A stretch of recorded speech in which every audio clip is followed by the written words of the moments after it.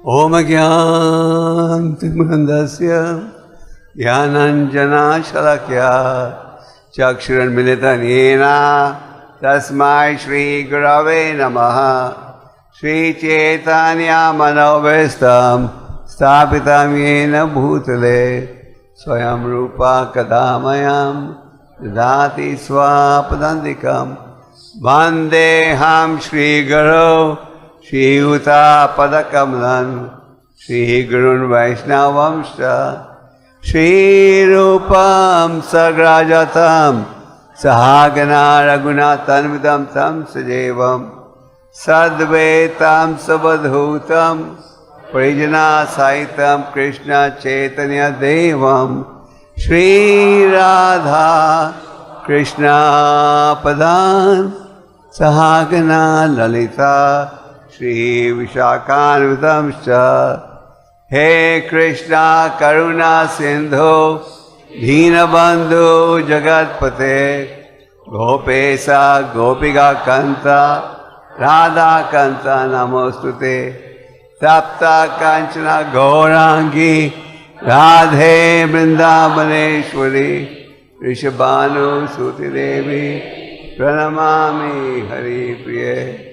वाञ्छाकल्पतरुभ्यश्च कृपा सिन्धु भैव च पतितानां पावनेभ्यो वैष्णवेभ्यो नमो नमः। जय श्री कृष्ण चैतन्य प्रभु नित्यानंद श्री अद्वैत गदाधर शिवासादि गौर भक्त।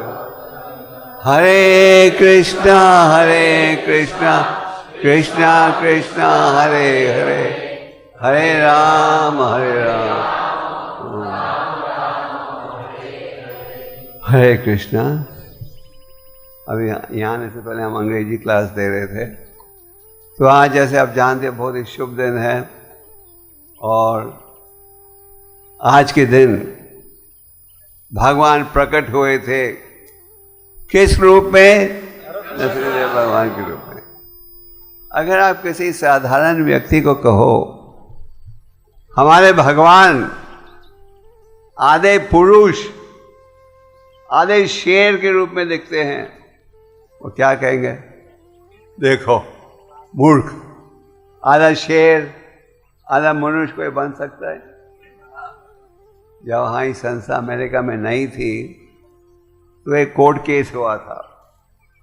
वो कोर्ट केस में वो दिखा रहे थे कि जो हरे कृष्ण का सिद्धांत है, दिस इज माइथोलॉजी, ये सब बोगस है, असली नहीं। तो कोर्ट में वो लोग एक बड़ा फोटो लेकर आए नरसिंहदेव भगवान का और कहने लगे, my lord this is there god, half man half lion, is this possible?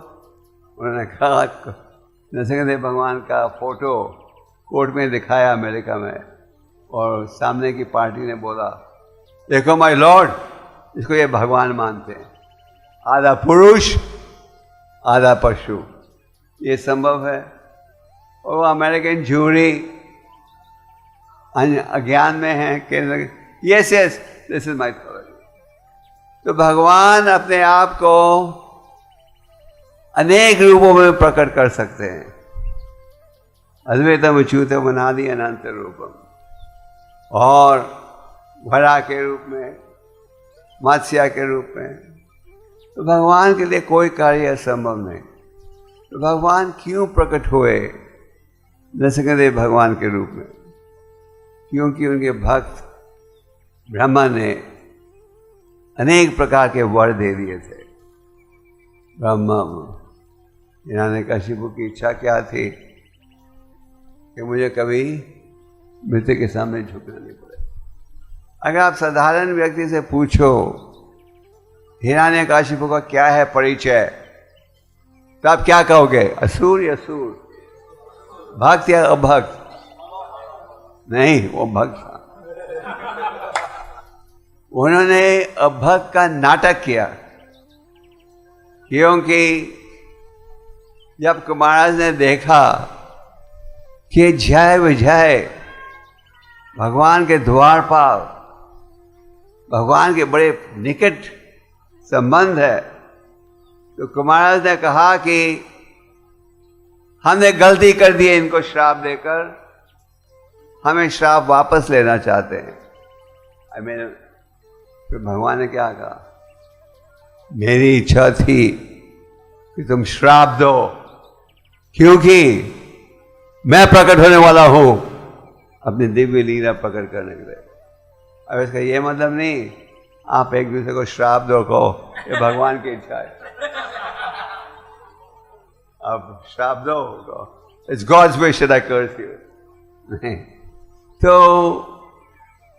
जय विजय को ये छूट दी गई थी, या 3 बार असुरों के रूप में जन्म ले सकते हो, या 7 बार भक्त के रूप में।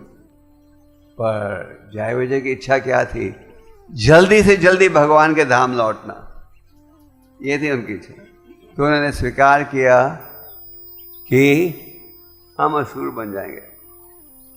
जब हिरण्याक्ष का वध हुआ वरा के हाथों के द्वारा, तो हिरण्यकशिपु की मां, भाभी और भतीजे सब शोक में थे। हिरण्याक्ष की मृत्यु हो गई। मां बहुत उदास थी, उसकी भाभी उदास थी। फिर हिरण्यकशिपु वहां गए। हिरण्यकशिपु ने सिद्धांत सुनाया। उन्होंने कहा, आप क्यों रो रहे हो? अभी मां को कहा, भाभी को कहा, उदास क्यों हो रहे हो? हम सब थोड़े समय के लिए जुड़ते हैं और फिर जुदा हो जाते हैं। और हिरण्यकशिपु ने एक उदाहरण दिया, जैसे एक रेस्टोरेंट में हम सब थोड़ी देर के लिए बैठते हैं, फिर सब अलग अलग स्थान में चले जाते हैं। तो फिर हिरण्यकशिपु ने कहा, हम सब 2 दिन के साथी हैं। हिरण्यकशिपु ने गीता का जो दूसरा अध्याय है उसका सिद्धांत दिया। गीता के दूसरे अध्याय में भगवान शिक्षा देते हैं, न जयते मृते वा कदाचन, ना तुम क्या जन्म, आत्मा का जन्म होता है ना मृत्यु। तो हिरण्यकशिपु ने ये सिद्धांत सुनाया, किसको? अपने भाभी, माता, भाभी। और उन्होंने आगे एक और कथा सुनाई। एक राजा था जिसका नाम था महाराज योजना, जो युद्ध में मारे गए थे। तो अक्सर नियम ये है कि मान लो शाम के समय किसका देहांत हो तो शमशान घाट अंतिम संस्कार सुबह तक कर देना चाहिए। अगर सुबह मृत्यु हो तो शाम तक अंतिम संस्कार हो जाना चाहिए। पर ये जो राजा था, इसकी पत्नियां शरीर को अंतिम संस्कार के लिए नहीं जाने दे रही थी। शरीर को पकड़ लिया था और रो रहे थे, और इतनी जोर से रो रहे थे कि उनकी जो रोने की आवाज थी वो यमराज के पास पहुंच गए, देवताओं के लोकों में। तो यमराज ने एक छोटे बच्चे का रूप ग्रहण किया, क्योंकि छोटे बच्चे तो हर जगह पहुंच जाते हैं। और यमराज ने कहा, देखो ये औरतें इतना रो रही हैं क्योंकि उनके पति का देहांत हो गया। वो ये सोचती हैं कि हमारे रोने से पति जीवित हो जाएगा। तो वो ये नहीं जानते कि उनका जीवन भी तेजी के साथ बीत रहा है। और हिरण्यकशिपु ने एक और कथा सुनाई। एक समय एक पक्षी था, पत्नी बच्चों के साथ। एक शिकारी आया होता। शिकारी बड़े कठोर दिल का था। वो चिड़ी पक्षियों का दुश्मन था। शिकारी ने खाना फेंका, जब पत्नी पक्षी खाने गई तो उसे गोली से मार दिया और अपनी नेट जाल में फंसा लिया। तो जो पक्षी था वो कहने लगा, अरे मेरी प्रिय पत्नी मेरे सामने खड़ी है, तो मैं उसको बचा नहीं सकता। और ये सोचते सोचते वो भी फंस गया शिकारी के जाल में। तो ये हिरण्यकशिपु ने ये कथा सुनाई ये बताने के लिए शो करने की कोई आवश्यकता नहीं। हमें ये देख लेना चाहिए हमारा जीवन भी तेजी से बीत रहा है।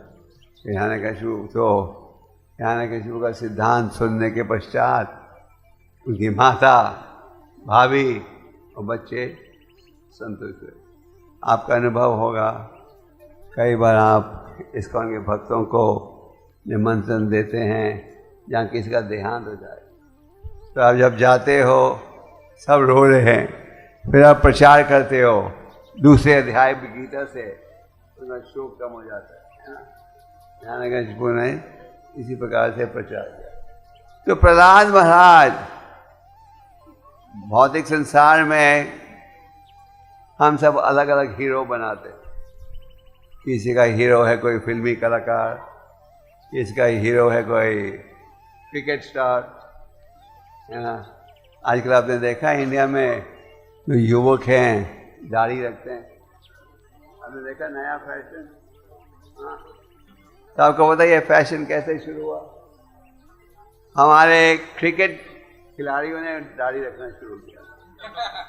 तो क्रिकेट खिलाड़ियों ने दाढ़ी रखना शुरू किया तो हमारे युवकों ने भी शुरू कर दिया। तो भौतिक संसार में हम क्रिकेट स्टार को देवता मानते हैं, फिल्मी कलाकार को, पॉप सिंगर को, और जो भक्त हैं उनके हीरो कौन हैं? प्रहलाद महाराज, ध्रुव महाराज। चैतन्य महाप्रभु जब अपने भक्तों के साथ आध्यात्मिक चर्चा करते थे तो अक्सर उनका विषय था प्रहलाद महाराज की शिक्षा, प्रहलाद महाराज की लीला। तो प्रहलाद महाराज की शिक्षा में जीवन में आप क्या देखते हो? जैसे भी महाराज आपको सुना रहे थे, प्रहलाद को अनेक प्रकार के कष्टों को सहना पड़ा, पहाड़ की चोटियों से फेंका, झेर खिलाया, झेरेलू सांपों ने घेरा। तो जब भी प्रहलाद घबराई नहीं, वो केवल भगवान का चिंतन कर रहे थे। अमरीश महाराज ने कहा है सब मना कृष्णा पधारा वृंदे। अमरीश महाराज को भी कठिन स्थिति में थे और वो भगवान का चिंतन कर रहे थे और दुर्वासा के क्रोध से बच गए। अब एक भगवत में एक और उदाहरण पढ़ते हो 5वें स्कंद में जद भारत का। जद भारत एक समय जो डाकू लोग थे उनका अर्पण करने लगे थे दुर्गा के चरणों में। तो जद भारत घबराए नहीं, भगवान का चिंतन करते गए और अंत में क्या हुआ? भगवान ने अपने भक्त की रक्षा की और उस चाकू से जो डाकू थे उनको काट दिया। तो परम भगवान अपने भक्तों की रक्षा करते हैं।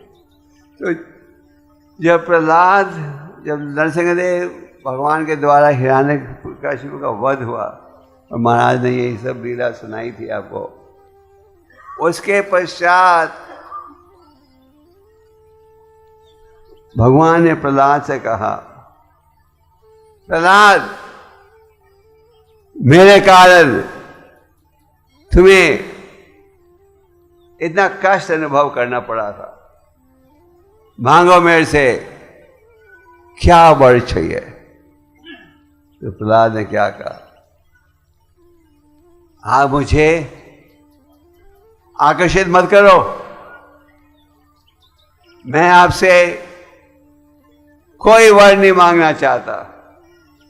और आगे उन्होंने कहा, जो सेवक सेवा करता है इस उम्मीद के साथ कि इसके बदले में मुझे कोई लाभ मिलेगा, वो कौन है? व्यापारी। अब दुकान में जाते हो, पैसा देते हो, कुछ खरीदते हो, और जो स्वामी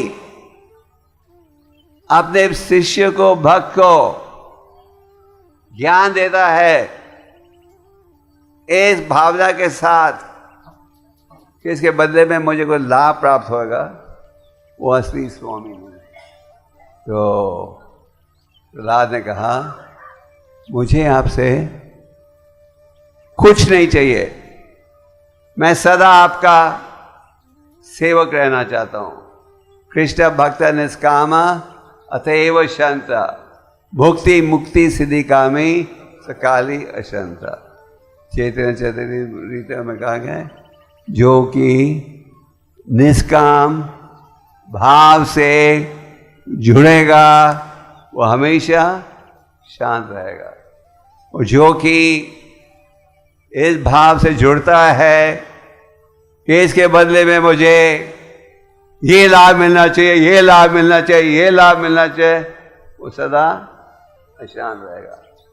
तो अंतर्राष्ट्रीय कृष्ण भावनामृत संघ के द्वारा हमें निष्काम भाव की शिक्षा दी जाती है।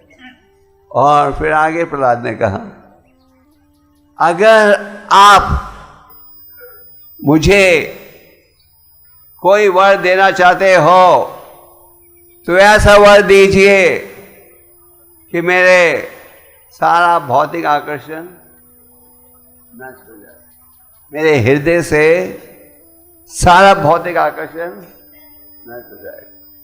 तो आज के शुभ अवसर पर हम सब नरसिंह भगवान से क्या प्रार्थना कर सकते हैं?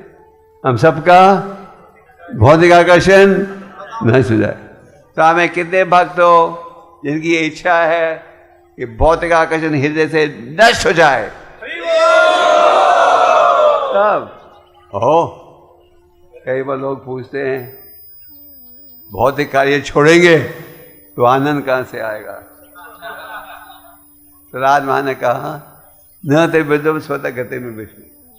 लोग ये नहीं जानते कि असली आनंद कहां से आएगा। तो प्रहलाद महाराज का क्या उपदेश है? निष्काम भाव से प्रहलाद ने फिर भगवान से कहा, मेरे पिता असुर थे, मेरे पिता ने हर रूप से प्रयास किया मुझे कष्ट देने का, पर आपने मेरी रक्षा की।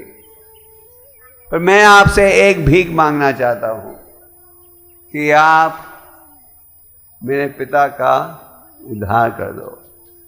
वैसे तो उद्धार हो रहा था, क्योंकि हिरण्यकशिपु का वध भगवान की गोद में हुआ, उनके नाखूनों के द्वारा। और प्रहलाद ने जब भी कहा, मेरे पिता ने अनेक प्रकार के गलत कार्य किए, पर आप उनको उद्धार कर दो। तो भगवान ने क्या कहा, प्रहलाद तुम्हारे कहने की कोई आवश्यकता नहीं, तुम्हारी 21 पीढ़ी तक सबका उद्धार हो गया।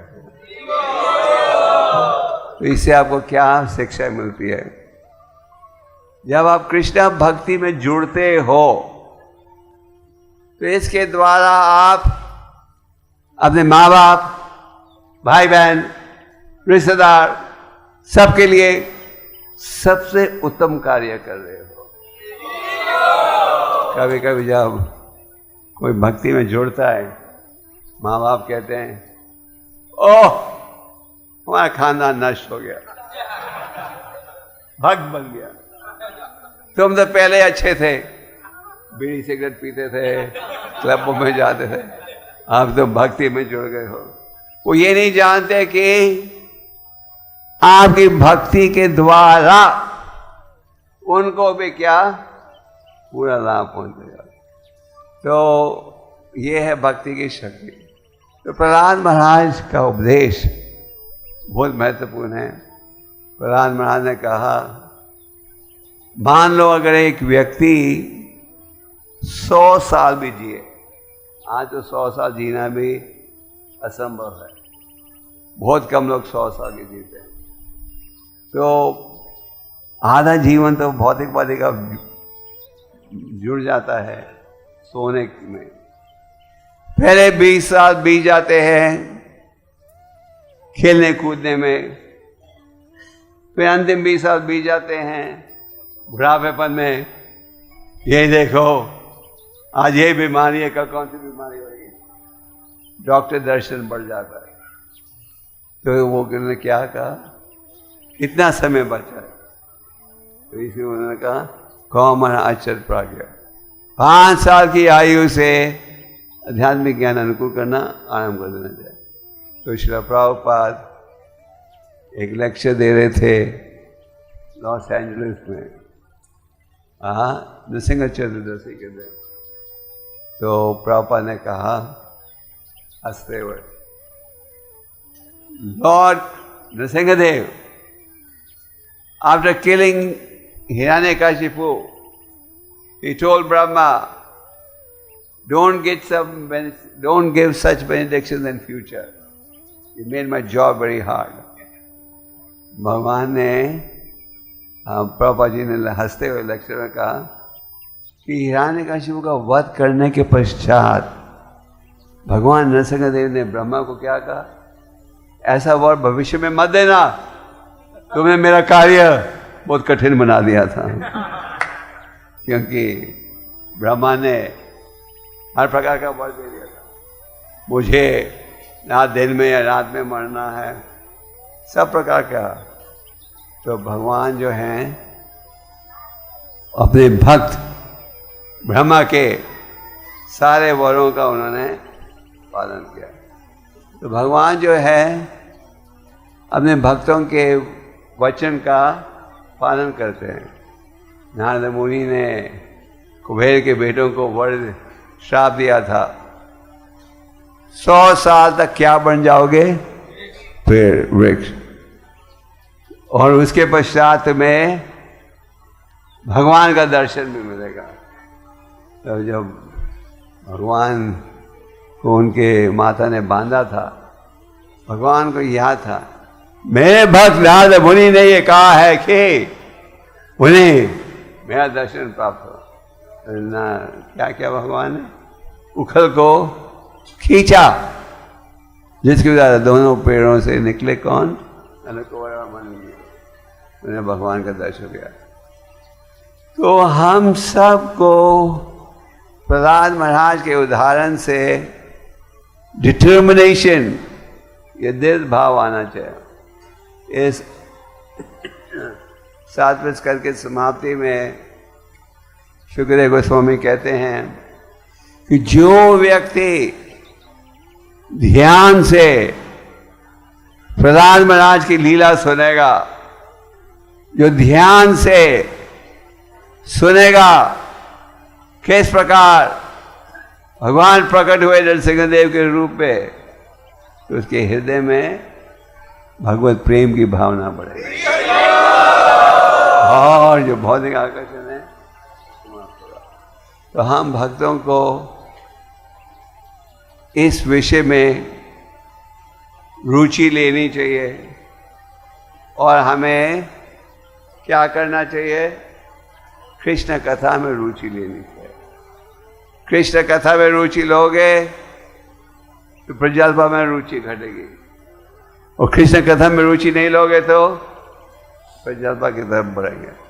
और ये जो आध्यात्मिक विषय है, इसको आप दिन रात भी सुनोगे,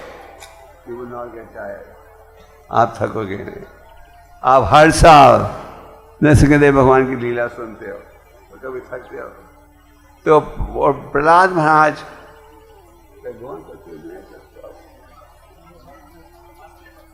हाँ 5 मिनट। तो प्रहलाद महाराज के भाव से हम क्या देखते हैं? प्रहलाद महाराज ने कहा, हे भगवान, मुझे अपनी मुक्ति की चिंता नहीं है, मैं तो पहाड़ों में नहीं जाना चाहता, जंगल में नहीं जाना चाहता, तो क्या कहां जाना चाहते हो? मैं रहना चाहता हूं जहां की आपके पतितों का उद्धार हो। तो प्रहलाद महाराज, उनके पिता ने उनको कितनी भारी सजा दी। जब पिता ने देखा, ओह, मेरे बेटे के प्रचार से ये जो असुर बच्चे हैं ये भी भक्त बन रहे हैं, तो पिता को बड़ा गुस्सा आया। पिता ने कहा, मेरा बेटा सबको विष्णु का भक्त बना रहा है, तो उसको सजा मिलनी चाहिए। तो प्रहलाद महाराज का भाव क्या था? पतितों का उद्धार। और वहाँ प्रहलाद महाराज के अवतार थे वासुदेव दत्ता।